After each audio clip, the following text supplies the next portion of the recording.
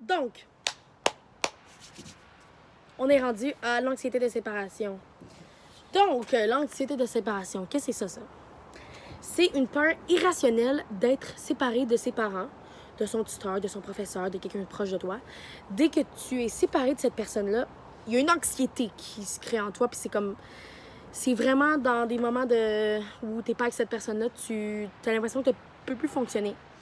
Puis, comme je l'ai écrit, il y a plusieurs moyens possibles de pouvoir contrer ça et de pouvoir aller de mieux en mieux pour moins se sentir comme ça quand tu es séparé de cette personne-là en particulier.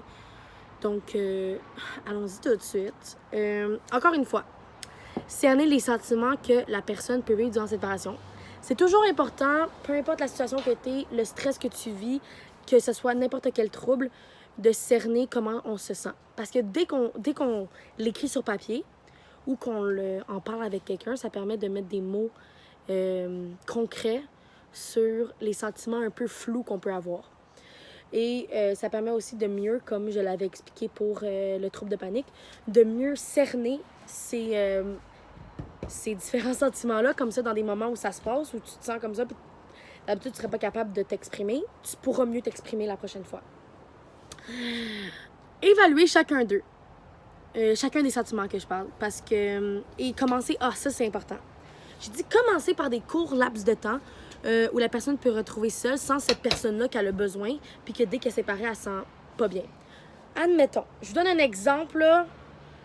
On est je suis dans une classe. Puis là, j'étais tout le temps avec cette personne-là, puis dès qu'elle n'est pas avec moi, je me sens vraiment pas bien. Je suis vraiment, vraiment stressée.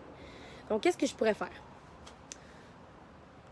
Là, je me dis, regarde, je vais aller dessiner. On va dire que vous aimez ça dessiner. Lire.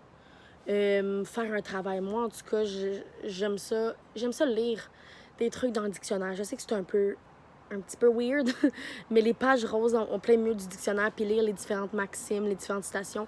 Moi, quand j'étais au secondaire, là, j'adorais ça, honnêtement. C'est bizarre, là, mais j'aimais vraiment ça. Faire quelque chose que t'aimes bien. Un projet, du bricolage, scrapbooking, si tu veux. Puis, passe un certain moment sans cette personne-là. Commençons par 5 minutes. Puis si tu as été capable, durant ce moment-là, de pas voir cette personne-là et de pas te sentir stressé, va avec un petit peu plus de temps.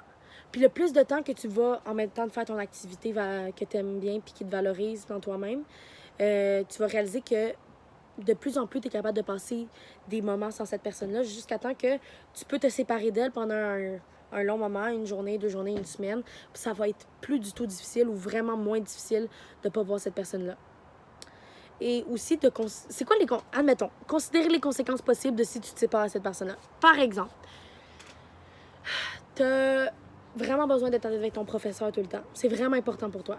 Mais c'est quoi qui peut arriver quand t'es pas avec elle? Là, tu regardes toutes les conséquences possibles. OK, je vais me sentir du stress. OK, on va gérer le stress si ça l'arrive. Il n'y a pas vraiment... C'est pas une question de vie ou de mort. C'est ça qu'il faut se dire. Il faut rationaliser un peu tout. Parce que des fois, le stress, c'est pas vraiment rationnel, on s'entend? Des stress normaux, oui, mais de l'anxiété, c'est souvent pas rationnel. Puis on se crée tout un schéma dans notre tête où ça finit toujours mal. Même moi, je fais ça très souvent, puis c'est pour ça que j'essaie toujours de rationaliser mon anxiété. Puis me dire, regarde, le pire qui peut arriver, là, c'est pas si pire que ça, finalement. J'ai juste dit quelque chose de... Donc, c'est ça pour l'anxiété de séparation.